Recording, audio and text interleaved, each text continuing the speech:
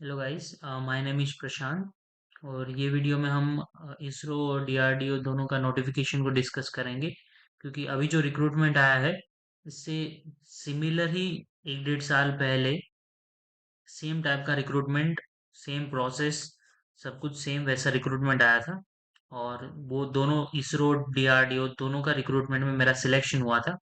तो मैं आपको पूरा जो ये इंटरव्यू और एग्ज़ाम और सारा जॉइनिंग प्रोसेस है उसका जो जर्नी रहेगा उसके रिगार्डिंग बीच-बीच में बताता रहूँगा। और साथ में हम नोटिफिकेशन को डिस्कस करेंगे और कितना प्रोबेबिलिटी है या कितना चांसेस है आपके सिलेक्शन का, वो सब हम डिस्कस करेंगे। और जो प्रिपरेशन और उसका जो रिगार्डिंग जो भी मटेरियल कहाँ से लेना है, वो इंटरव्यू में कैसे प्रिपेयर करना है, कहाँ पे लोकेशंस होते हैं इंटरव्यू के, और आफ्टर लोकेशंस आपको क्या-क्या पोस्टिंग मिल सकते हैं, और अगर आप वर्किंग हो नॉन वर्किंग हो, इसके रिगार्डिंग सारा डिस्कशन हम सेपरेट वीडियो में डिस्कस करेंगे। और आप मेरे को सारा कमेंट करके बता देना कि क्या क्या पॉइंट्स हमको आगे कवर करने हैं, क्योंकि मैं ये दोनों प्रोसेस में थोरोली इन्वॉल्व था। खुद मेरा एक्सपीरियंस भी रहेगा इसमें, तो आपको बहुत इसमें हेल्प मिलेगा। और काफ़ी स्मूथली आप ज्वाइन कर सकते हैं, और इस बार भी काफ़ी अच्छा रिक्रूटमेंट हो रहा है। तो हम डिस्कस करेंगे। अभी आप इसरो के करियर्स लिंक पे जाएंगे तो आपको दिख रहा होगा ये 27 मई 2025 का रिक्रूटमेंट। इस पे अगर आप क्लिक करते हैं तो आपको ये फ्रेश अभी जस्ट आज ही रिलीज हुआ है ये। तो यहाँ पे बायलिंगुअल नोटिफिकेशन जो है उसको आप ओपन करेंगे तो ये लेटेस्ट रिक्रूटमेंट अभी आज ही की कल मतलब ओपन होगा, लेकिन अभी अपलोड हो गया है ये। तो आप देखिए यहाँ पे जो आपका पोस्ट रहेगा वो इन लोगों ने बताया ग्रुप ए गेजेटेड पोस्ट रहेगा, साइंटिस्ट इंजीनियर लेवल 10 का। और इसरो के कोई भी सेंटर में आपको पोस्टिंग दे सकता है। इसमें डिपार्टमेंट ऑफ स्पेस का भी पोस्ट है जो कि नॉन टेक है। ये आपको ध्यान में रखना है जब आप, क्योंकि ये autonomous body under department of space है, इसका ये नॉन गजेटेड पोस्ट है। तो काफ़ी लोगों को बाद में पता लगता है, तो यहाँ पे क्लियरली मेंशन रहता है, तो इसको आप एक बार देख लीजिएगा। लेकिन जो इसरो का जो प्रॉपर साइंटिस्ट वाला पोस्ट है वो ग्रुप ए गजेटेड पोस्ट है। यहाँ पे कुछ इसरो के बारे में बताया है कि आपका मतलब बेनिफिट टू सोसाइटी है larger and for serving the nation. तो ये सब आप पढ़ सकते हैं, लेकिन यहाँ से जो है आपका नोटिफिकेशन का इंपॉर्टेंट डिटेल्स चालू होता है। तो यहाँ पर देखिए सबसे पहला है इलेक्ट्रॉनिक्स ब्रांच। इसमें ओवरऑल सबसे ज़्यादा इसी में वैकेंसी रहता है। यहाँ पे आप देखिए ये पीडब्ल्यूडी के लिए दूसरा ऐसा कैटेगरी कुछ रहता नहीं है, जो कि अच्छी बात है। और इसमें देखिए एजुकेशन क्वालिफिकेशन आपका ये क्राइटेरिया मैच होना चाहिए। मोस्टली अगर आप इसरो का एस्पिरेंट हो तो मोस्ट प्रोबेबली आपका 65% या ये सीजीपीआई रहेगा ही। और इलेक्ट्रॉनिक्स में 113 वैकेंसीज है। मैकेनिकल में, इलेक्ट्रॉनिक्स में जनरली ज़्यादा वर्क रहता है इसरो में कुछ सेंटर्स में, लेकिन मैकेनिकल का पिछले 2 साल से लास्ट ईयर 163 वैकेंसी थी, इस बार 160 ले रहे हैं। लेकिन लास्ट ईयर भी क्या हुआ था कि 163 वैकेंसी थी, लेकिन फाइनली जो रिक्रूटमेंट हुआ था वो 153 का हुआ था। और 153 लोग वेटिंग लिस्ट में भी थे। तो मतलब काफ़ी अच्छा चांस रहता है सिलेक्शन का। तो 160 वैकेंसी भी बहुत ज़्यादा वैकेंसी, ऑलमोस्ट सारे लोगों जो एग्ज़ाम में कट ऑफ क्लियर करते, जैसे 100 में से कुछ 55 तक कट ऑफ था। तो ऑलमोस्ट सारे लोगों को इंटरव्यू के लिए कॉल आया था, और इंटरव्यू में भी काफ़ी लोग एब्सेंट भी थे। जैसे 25 लोग एक पर डे बुलाया था, तो उसमें से 15 अराउंड प्रेजेंट रहते थे। तो मतलब इंटरव्यू में भी आपका काफ़ी अच्छा चांस रह जाता है, क्योंकि यहाँ पे 160 वैकेंसी मतलब बहुत ज़्यादा, इसमें भी 160 ऑलमोस्ट वेटिंग लिस्ट रहते हैं, मतलब डबल 320 स्टूडेंट्स का मतलब सिलेक्शन का चांस रहता है। और वेटिंग जैसे अभी तक 11 लोगों का वेटिंग क्लियर हुआ है, तो वेटिंग में भी अभी ये ऑलमोस्ट 40-50 इंडिविजुअल्स का तो हो ही जाएगा वेटिंग लिस्ट में। और साइंटिस्ट एससी कंप्यूटर साइंस में 44 वैकेंसी है। फिर ये है पीआरएल, फिजिकल रिसर्च लेबोरेटरी, तो उनमें 2 वैकेंसी है। तो अब यहाँ पे आप देखिए ये इसरो और ये पीआरएल का थोड़ा अलग अलग रहता है। तो उसको आप पहले से ही कंसिडर करके चलिएगा। इसमें एक वैकेंसी है कंप्यूटर साइंस पीआरएल में। तो ये अहमदाबाद में फिजिकल रिसर्च लेबोरेटरी। तो ये अपना जो सेंटर है वो खुद ही इसरो को बता देता है, तो वो भी इंक्लूड कर देते हैं। अब यहाँ पे प्लेसेस ऑफ वैकेंसी आइडेंटिफाई, तो यहाँ पे नंबर ऑफ वैकेंसी इन लोगों ने नहीं दिया है, लेकिन ये सारे सेंटर है। बेंगलोर सेंटर है, महेंद्रगिरी आईपीआरसी, श्रीहरिकोटा, त्रिवेंद्रम, अहमदाबाद है, हैदराबाद है, बेंगलोर है और विलयमाला। तो यहाँ पर जो अच्छे लोकेशंस, मतलब अच्छे तो सारे होते ही है, लेकिन जैसे बेंगलोर सिटी प्रेफर करना है, करने वाले लोग ज़्यादा रहते हैं, और अहमदाबाद और हैदराबाद में भी ज़्यादा रहता है। तो जनरली अहमदाबाद में बहुत कम लोगों को पोस्ट मिलता है, लेकिन बेंगलोर काफ़ी अच्छा चांस रहता है, हैदराबाद भी कम ही रहते हैं। मोस्टली आपको रिमोट पे ही डालेंगे। महेंद्रगिरी, श्रीहरिकोटा, त्रिवेंद्रम भी अच्छा लोकेशन है। मतलब लोकेशन तो सारे अच्छे ही है, लेकिन मोस्ट प्रेफर्ड अहमदाबाद और बैंगलोर रहता है, जो कि मतलब कम लोगों को मिलता है। लेकिन 160 वैकेंसी में काफ़ी चांसेस बढ़ जाते हैं। और हाँ, ये अहमदाबाद बेंगलोर, एक बात कि आपके हाथ में नहीं रहेगा कि आपका पोस्टिंग कहाँ पे रहेगा। ना ही आप रिक्वेस्ट करोगे तो आपको वो लोग अपॉर्चुनिटी देंगे कि आप सिलेक्ट कर सको। मतलब उनकी साइड से ही फिक्स होके आएगा कि कहाँ पे पोस्टिंग रहेगा। अब ये कुछ डिसेबिलिटी के फैक्टर्स हैं जो कि आपको कंसिडर करने हैं अगर एप्लीकेबल है तो।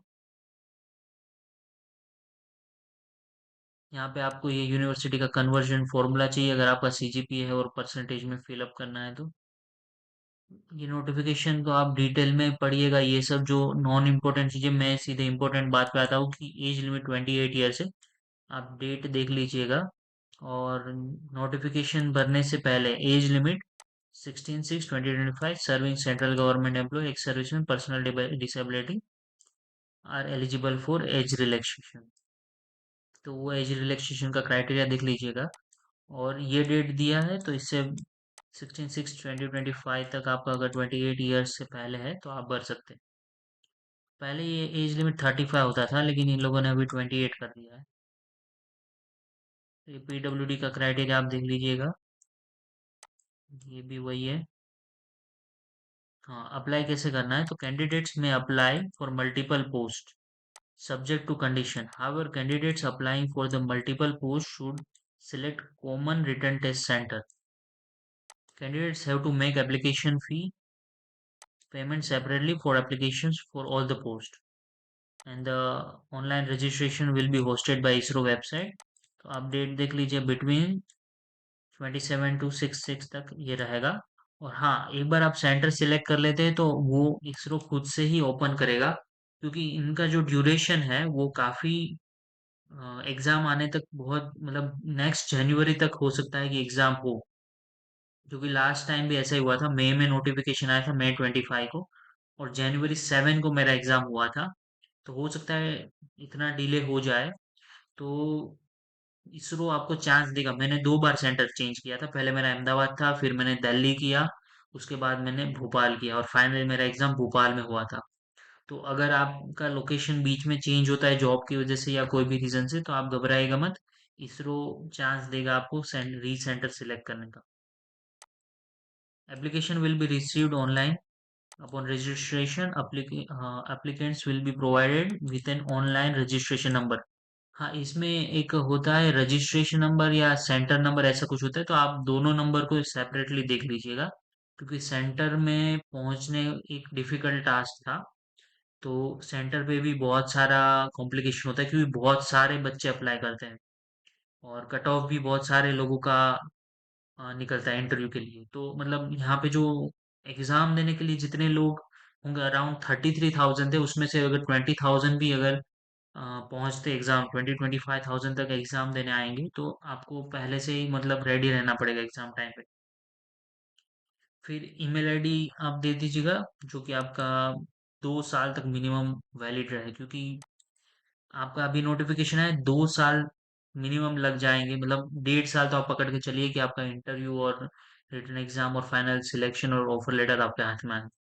तो मतलब ये एकदम आराम से प्रोसेस होगा, तो आपको कोई भी हड़बड़ाहट करने की जरूरत नहीं है। ये अपने टाइम से टाइम टू टाइम ही चलेंगे। और आपका मतलब क्वेरी का भी इतना कोई रिस्पॉन्स नहीं आएगा, लेकिन ये है कि अ, एक बार प्रोसेस चालू होगा तो 1.5 साल तक तो ले ही लेगा ये।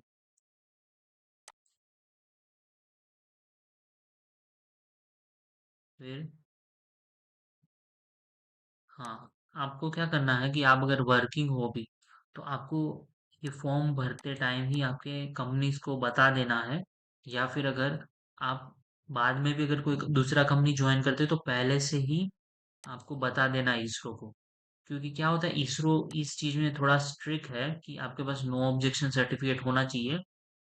क्योंकि इन फ्यूचर आपका कोई भी कंपनी रिलेटेड इश्यू रहेगा तो नो ऑब्जेक्शन सर्टिफिकेट इसरो मांगेगा ही मांगेगा। जैसे काफी लोगों का बॉन्ड ट्रांसफर ये वगैरह का इश्यू रहता है, तो उसमें एनओसी अगर है तो काफी स्मूथली हो जाएगा आपका। तो आप इस चीज को ध्यान में रखते हुए ही नो ऑब्जेक्शन सर्टिफिकेट इतना मुश्किल नहीं रहता कंपनी से मिलना। तो आप बता दीजिएगा कि आप फॉर्म भर रहे हैं, या फिर आप ज्वाइन कर रहे हैं कोई नई कंपनी को, तो आप पहले से ही उसको बता दीजिएगा कि मैंने इसरो में फॉर्म भर रखा है। फीस आप देख लीजिएगा 750 है। 750 refund in full for candidate who are exempted from payment. तो इसमें जो एग्जामेशन रहता है वुमन SC ST ये सबको रिफंड हो जाएगा। 500 after deducting the application fee in respect of all other candidates. ये रिफंड के रूल्स है। ये फीस कैसे पेमेंट करना है ये सब आप देख लीजिएगा। इजी है, लेकिन इसमें भी मैं आपको बताता हूँ कि जब आप फीस पे कर देंगे और आपके बैंक से अगर कट जाते हैं तो वहां पे डायरेक्टली अपडेटेड नहीं दिखाएगा, आपको थोड़ी देर रुकना पड़ेगा। तो बेटर ऑप्शन ये है कि आप जितना जल्दी हो सके आप इसका फॉर्म भर दीजिए, ताकि मेरा खुद 2 बार बैंक से पैसा कट गया था लेकिन वहां पे अपडेट नहीं हुआ था। फिर वो पैसा रिफंड आ गया तो मेरे को थर्ड टाइम भी पेमेंट करना पड़ा था। तो आपको इस प्रोसेस से बचने के लिए आप स्टार्ट में ही फॉर्म भर दीजिए ताकि आपका स्मूथली हो जाए। पेमेंट ऑफ एप्लीकेशन फी ये सब आप पढ़ लीजिएगा। Once payment confirmed, the candidate will receive account confirmation message and email. तो इसमें थोड़ा टाइम लग सकता है। The late payment of application fee is this. Last date of submitting online application is 16/6। तो आपको अगर प्लान है तो आप अभी से जल्द भर दीजिएगा ताकि आपको सेंटर भी मिल जाए अच्छा, और आपकी चॉइस का, और ये आपका पेमेंट में भी इश्यू ना हो। ये भी कुछ पेमेंट रिलेटेड ही है। हम आएंगे सिलेक्शन प्रोसेस और एग्जामिनेशन पे। ये आप पढ़ लीजिएगा।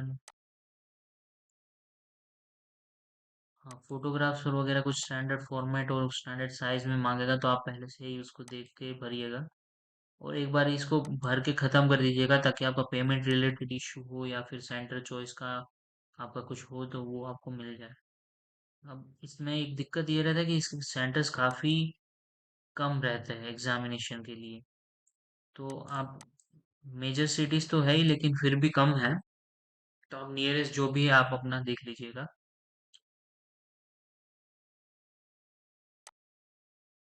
पैटर्न ये बहुत इंपॉर्टेंट चीज है। यहाँ पे देखिए पार्ट ए है, पार्ट बी है। अब ड्यूरेशन दोनों पेपर मिला के पार्ट ए और बी 120 मिनट्स रहेगा। मतलब एक ही पेपर रहेगा उसमें 2 पार्ट रहेंगे। सारे MCQ टाइप क्वेश्चन रहेंगे। मेरे पास पेपर है, मैं आपको बाद में दिखा भी दूंगा। और पार्ट ए और पार्ट बी, इसमें पार्ट ए जो रहेगा उसमें टेक्निकल 80 क्वेश्चंस रहेंगे। यहाँ पे देखिए ये पार्ट ए है।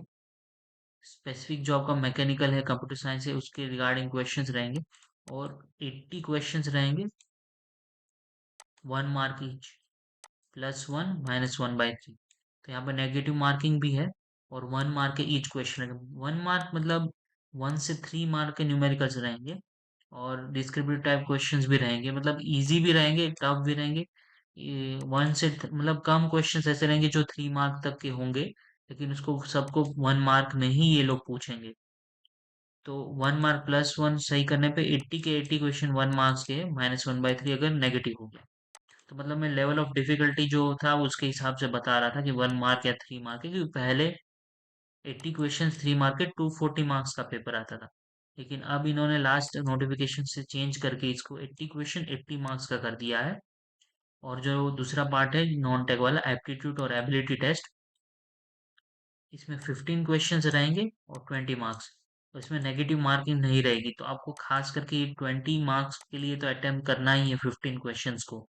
तो इसका एक स्ट्रेटेजी मैंने जो फॉलो किया था, पार्ट ए को आप बहुत स्पीड में फर्स्ट 60 मिनट्स में ख़त्म कर दीजिए, जितना भी हो सके।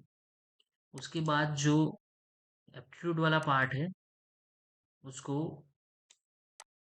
उसको ले लीजिए। इसको तो अगर आप फर्स्ट 30 मिनट्स के अंदर ही आप देख लेते हैं एक बार कि आपसे क्या क्या बन रहा है, जो भी टाइम टेकिंग है उसको छोड़ दीजिए, फर्स्ट 30 to 45 मिनट्स में इसको खत्म कर दीजिए। तुरंत ही पार्ट बी पे आइए और 15 के 15 क्वेश्चंस को अटेम्प्ट कीजिए। उसके बाद आगे बढ़िए, क्योंकि इसमें नेगेटिव मार्किंग है नहीं। अब इसका रीजन मैं ये बताता हूँ, क्योंकि यहाँ पे जो कट ऑफ क्राइटेरिया क्या है कि दोनों पार्ट ए और पार्ट ई में इंडिविजुअली 50% लाना है। अगर आप इंडिविजुअली 50% नहीं लाएंगे तो भी आपका सिलेक्शन नहीं होगा। तो इसलिए ये जो 20 मार्क्स है उसमें से भी आपको मिनिमम 10 मार्क्स लाने। काफी लोग यहाँ पे ही बाहर हो गए थे, उनका इंटरव्यू के लिए भी रेडी थे, उनका उनका प्रिपरेशन भी अच्छा था, लेकिन ये जो 10 लाने थे वो नहीं ला पाए।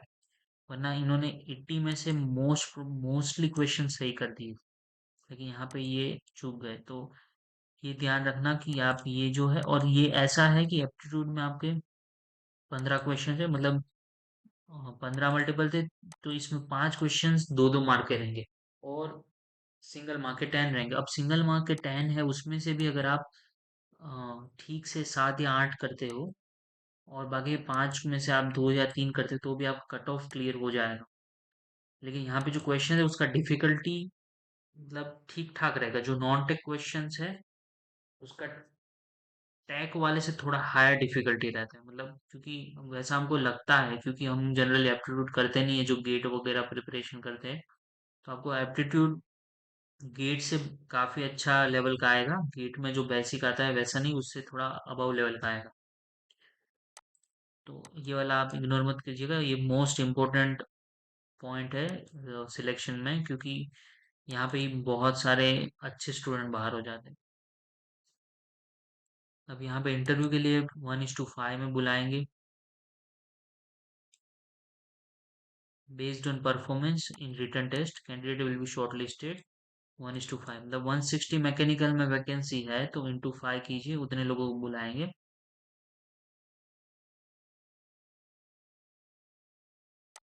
For reserved vacancies, distinct additional candidates will be shortlisted in ratio of 1:5। ये रिजर्व वैकेंसी के लिए है।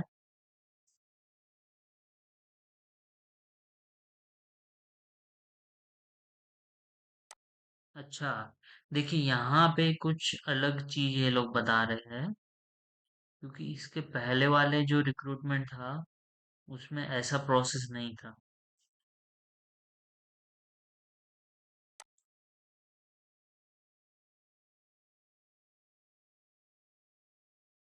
हम्म। तो यहाँ पे जो मैं आपको बता रहा था कि ये जो पार्ट ए है और पार्ट बी है, ड्यूरेशन पार्ट है discipline specific, consider 80 multiple questions. ठीक है, तो यहाँ पर ये बोल रहे हैं कि marks allocation 40 for technical and academic knowledge,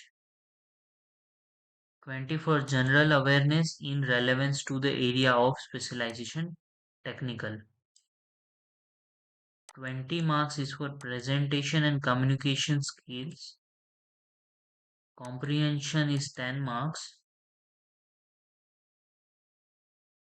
ये अलोकेशन ऑफ मार्क्स किस कैटेगरी में, इंटरव्यू में है, तो इंटरव्यू स्पेसिफिक ही है।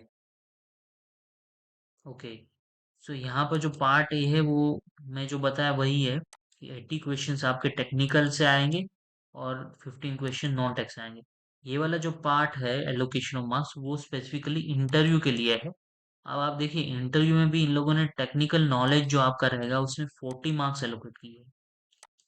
टेक्निकल में ही जनरल अवेयरनेस कितना है उसके लिए 20, प्रेजेंटेशन कम्युनिकेशन में 20, कॉम्प्रिहेंशन में 10, और ये इतना सारा एकेडमिक अचीवमेंट्स आपका है कुछ, जैसे आप institute IIT NIT IISc institute से है, टॉप 20 रैंकिंग से है तो 3 मार्क्स।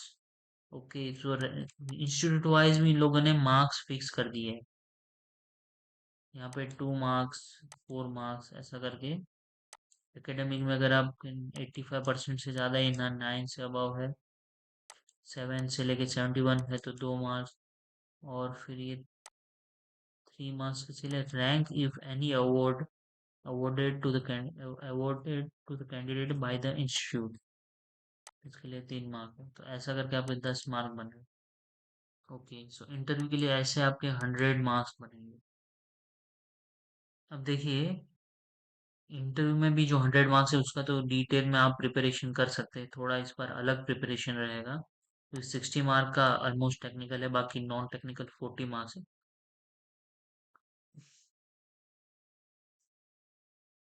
तो यहाँ पे हमने देख लिया 100 मार्क्स एग्जाम, 100 मार्क्स इंटरव्यू। उसके बाद अभी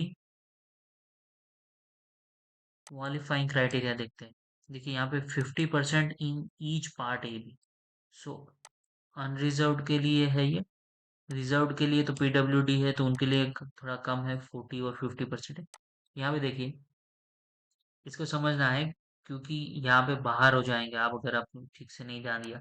50% पार्ट ए, 50% पार्ट बी। ठीक है, एप्टीट्यूड 20 मार्क्स का है पार्ट बी, उसमें 10 मार्क्स, पार्ट ए 80 मार्क्स का है, उसमें 40 मार्क्स। तो ऐसा करके आपको मिनिमम 50 मार्क्स लाने हैं, और इंटरव्यू में भी आपको 50 मार्क्स लाने, 100 में से।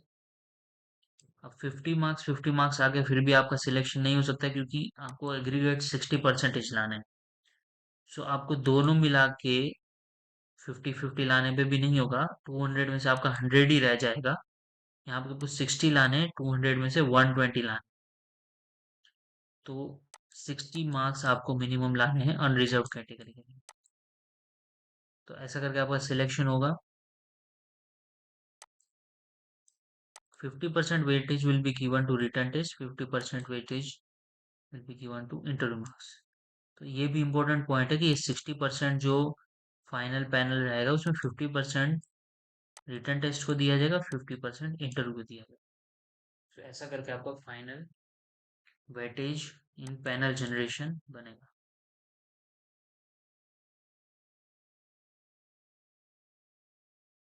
इन the event of a tie, मतलब दो स्टूडेंट का टाई हो गया, final empanelment, the inter se merit of candidates will be decided based on the following tie breakers.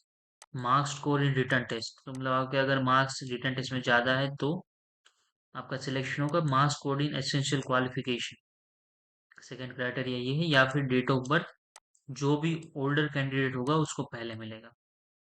तो यहाँ पर रिटन टेस्ट से ही मेरे ख्याल से शॉर्ट लिस्ट हो जाना चाहिए। फिर आपका सैलरी तो जो सेंट्रल गवर्नमेंट लेवल 10 वाला पे है उसका रहेगा।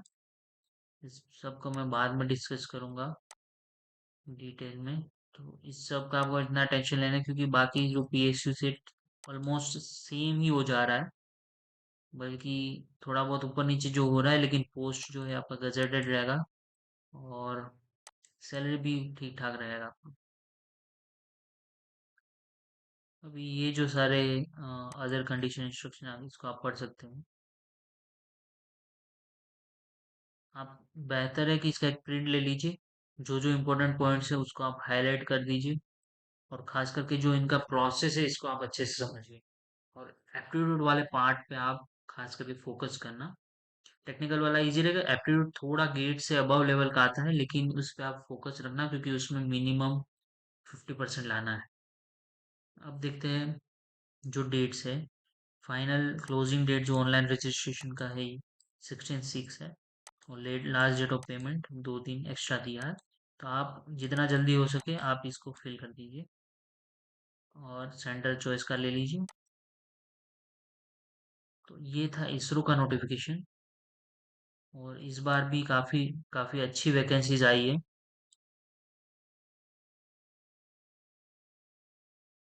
अब देखते हैं डीआरडीओ में क्या आया है। तो डीआरडीओ में आरएससी का आप वेबसाइट में जाएंगे,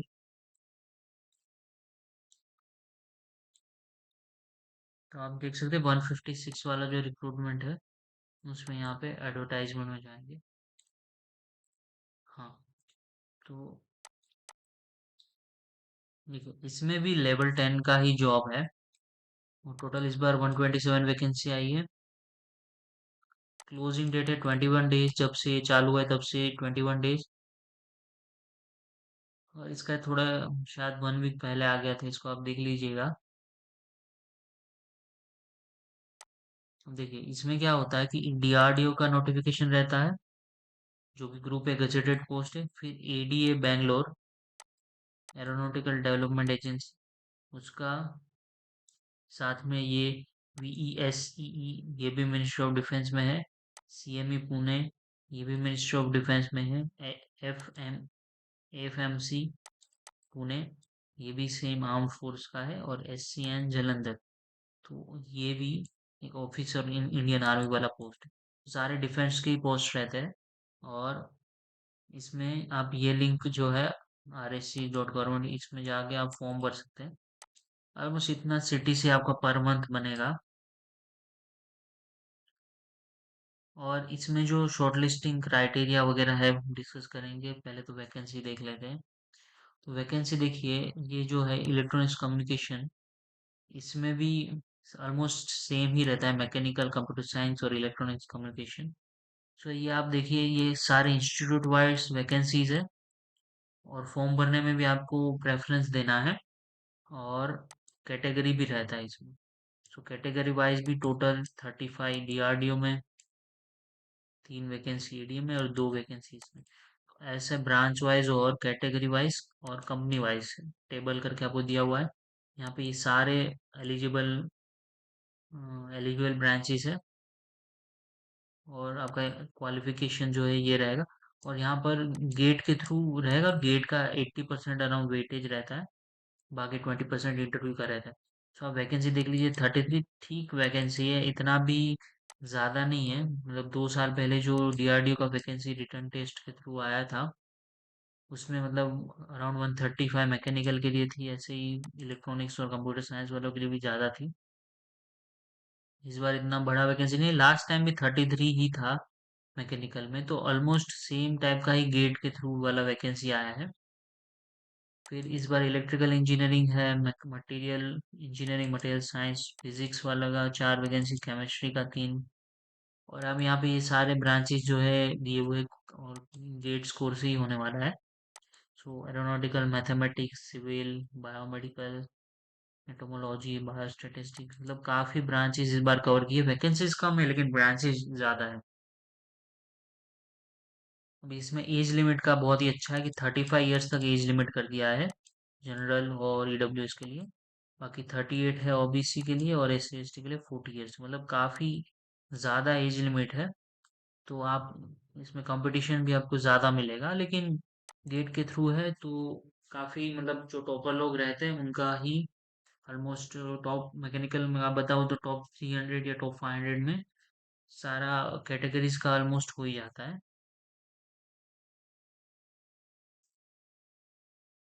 तो आप इसमें भी पहले ही बता दीजिएगा कि अगर आप कहीं पे वर्किंग है, या फिर बाद में भी अगर आप वर्किंग होते हैं, मतलब अभी आप वर्किंग नहीं है, बाद में आप कहीं ज्वाइन करते हैं, तो पहले ही आप डिक्लेयर कर दीजिएगा कि मैंने ऑलरेडी डीआरडीओ का फॉर्म भर रखा है। तो क्या आपको एनओसी वगैरह जल्दी मिल जाएगा। और इसमें भी काफी इसमें क्या है कि आपको खुद एनओसी देने का ऐसा जरूरत नहीं रहता, लेकिन आपको क्या है, proof of submission of intimation letter must be uploaded. मतलब आपने कंपनी में बता दिया है, बस इतना इंटीमेशन लेटर आपको देना है within 15 days of closing date of receipt of online application.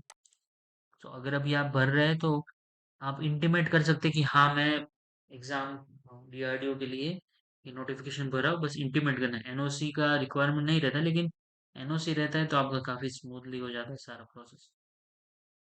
तो ये सारी चीजें जो है आप पढ़ सकते हैं डिटेल में। डॉक्यूमेंट्स भी आप प्रिंट लेके 1 बाय 1 फिल कर दीजिएगा यहाँ पर। नेशनलिटी इंडियन होना चाहिए। अप्लाई कैसे करना है ये भी दिया है। आप आरएससी पे जाइएगा, आपको सारा डिटेल वहाँ पे वन बाय वन एक फोल्डर ही आपको वन बाय वन अपलोड करना है, और आपको मेल भी आ जाएगा सारा डॉक्यूमेंट आप जो भी अपलोड करोगे। एप्लीकेशन फ़ी 100 रुपीज़ है, काफ़ी अच्छी बात है। और स्क्रीनिंग और शॉर्टलिस्टिंग जो रहेगा, अब देखिए यहाँ पे शॉर्टलिस्टिंग गेट के बेस पे होगा, और 1:10 में बुलाया जाएगा। जैसे मैकेनिकल में 33 वैकेंसी है, 330 स्टूडेंट्स को इंटरव्यू के लिए बुलाया जाएगा। उसमें shortlisted candidate will be asked to confirm their willingness to appear in personal interview. तो आपको बताना है कि आप कब आएंगे, और टेंटेटिव इंटरव्यू डेट भी आपको डिफाइंड प्री डिफाइंड कैलेंडर है उसमें से सिलेक्ट करना रहेगा। The exact date of the interview will be finalize later by RSC. अब इसमें क्या है, ये जो दिव्यांग कैटेगरी है उसके लिए है। अब वेरिफिकेशन ऑफ गेट स्कोर में क्या है, वन डे इंटरव्यू, कैंडिडेट में have to validate their GATE score by logging into the GATE result portal themselves using their GATE logging credentials for showing their GATE result on screen.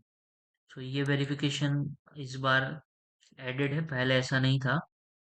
तो आप इसको देख लीजिएगा कि candidate are therefore advise to keep their get login credential, enrolment number, registration ID, get login password ready so that there is no difficulty in downloading the gate result. Verification, it is found that candidate's gate score as fulfilled by him her is false, then वो आपको निकाल देंगे। अब selection process में क्या होता है कि पहले तो गेट के थ्रू आपको बुलाएंगे पर्सनल इंटरव्यू के लिए। उसके बाद जनरली दिल्ली में होता है, the offer of appointment to selected candidates will be restricted to the number of vacancy. Appointment of however is subject to satisfying conditions like medical exam. इनका मेडिकल एग्जाम भी होता है, वो भी दिल्ली में ही होता है। और prescribed group A technical post of government of India with field service liability and verification of character, ये भी डॉक्यूमेंटेशन का पार्ट है। अगर आप कहीं वर्किंग करते हो पीएससी में तो आपको पता होगा। Final result will be made available RS website. अब सिलेक्शन क्राइटेरिया जो है, 80% आपका गेट स्कोर रहेगा, 20% जो आपको पर्सनल इंटरव्यू में मार्क्स है वो रहेगा। उसके बाद ये कुछ सेम ही है। हम्म, सबसे इम्पोर्टेंट क्राइटेरिया इनका ये रहता है, पहले जब मैं 2022 में गेट के थ्रू रिटर्न टेस्ट के लिए क्वालिफाई हुआ था, तो वहाँ पे रिटर्न टेस्ट में मेरा बहुत अच्छा स्कोर आया था, लेकिन इंटरव्यू में बहुत ही खराब स्कोर आया।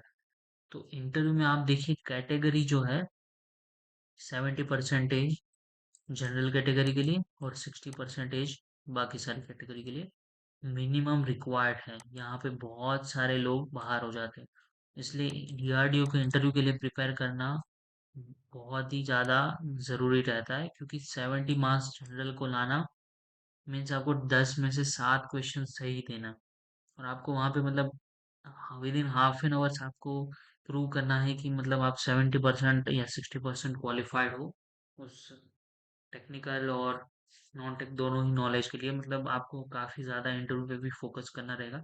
लेकिन इस प्रोसेस में भी मैं बताऊँ तो आपको ऑलमोस्ट 2 साल लग ही जाएगा। मतलब ये नोटिफिकेशन साथ में चालू हुआ है, और ये रिक्रूटमेंट भी साथ में ही ऑलमोस्ट खत्म होगा। तो आप मान के पकड़िए कि ये अभी 2025 में रिलीज हुआ है, तो आपका 2027 में ज्वाइनिंग आया। तो तब तक आपका इंटरव्यू और मेडिकल एग्जाम और रिटर्न टेस्ट एग्जाम तीनों प्रोसेस होगा। उसके बाद भी बहुत सारा डॉक्यूमेंटेशन और वो सब होगा। तो आराम से करिएगा, प्रिपरेशन के लिए आपके पास बहुत टाइम है अभी से लेके आपका जो रिटर्न एग्जाम होगा, सॉरी इंटरव्यू होगा, उसमें भी बहुत सारा ड्यूरेशन है। तो आप अच्छे से इसको प्रिपेयर कीजिए। अगर आपका गेट स्कोर अच्छा है तो आपका सिलेक्शन होने के बहुत ज़्यादा चांस है। बस आपको इंटरव्यू में ये कट ऑफ क्लियर करना है।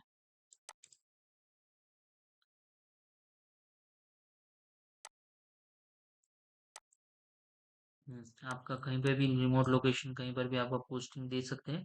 मोस्टली डीआरडीओ के सारे सेंटर सिटीज में है, और काफ़ी लोगों को मिल भी जाता है। मीन्स 80% अराउंड सारे सिटीज में ही है, तो आपको इतना ज़्यादा दिक्कत नहीं आएगा। तो इसरो में ये ऐसा नहीं है, इसरो में 4-5 सेंटर जो है बहुत ही अच्छे हैं। सेंटर्स तो अच्छे हैं, लेकिन लोकेशन जो है वो थोड़े रिमोट है। तो डीआरडीओ का वहाँ पे ज़्यादा प्लस पॉइंट है। अभी ये जनरल इंस्ट्रक्शन आप सारे पढ़ लीजिएगा। ये कांटेक्ट डिटेल्स ही अगर आप उनको कांटेक्ट करना चाहें तो।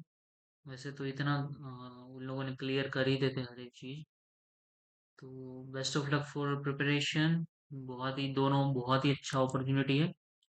और नोटिफिकेशन को आप प्रिंट लेके अपने पास ही रखिएगा। और इसको जो सिलेक्शन क्राइटेरिया उसको रिवाइज करते रहिएगा, क्योंकि काफ़ी बार लोग भूल जाते कहाँ नेगेटिव मार्किंग है कहाँ नहीं है। जैसे इसरो में नेगेटिव मार्किंग नहीं है एप्टीट्यूड सेक्शन में, लेकिन टेक्निकल पोर्शन में है। लेकिन दिक्कत ये है कि 50% उनको मिनिमम चाहिए दोनों ही सेक्शन में। तो मतलब ये आपको पेपर जब तक आप देते नहीं तब तक आपको रिवाइज करना है सिलेक्शन क्राइटेरिया क्या है और कैसे मार्किंग है। बाद में आप इंटरव्यू के लिए आपको बहुत ज़्यादा टाइम मिलेगा, तो आप अभी सिर्फ रिटर्न टेस्ट पे फोकस कीजिए और उसको कैसे मैक्सिमम मार्क्स लाते हैं उस पे फोकस कीजिए, क्योंकि इसरो में सिलेक्शन होने का चांस बहुत ज़्यादा है। 160 वैकेंसी मतलब जो जो सीरियस स्टूडेंट है उनका मोस्टली हो ही जाता है। So best of luck for both this opportunity and congratulations for having this much vacancy this time also. So prepare hard and stay focused for 2 years. You will get any of this organization, at least one you will crack it. And both are good, both have their advantages disadvantages. Both are on same level, same post, almost same salary. And hope for the best. You will get one if you prepare hard for like 1 and 1.5 years. So thank you guys for watching this video. See you in the next video.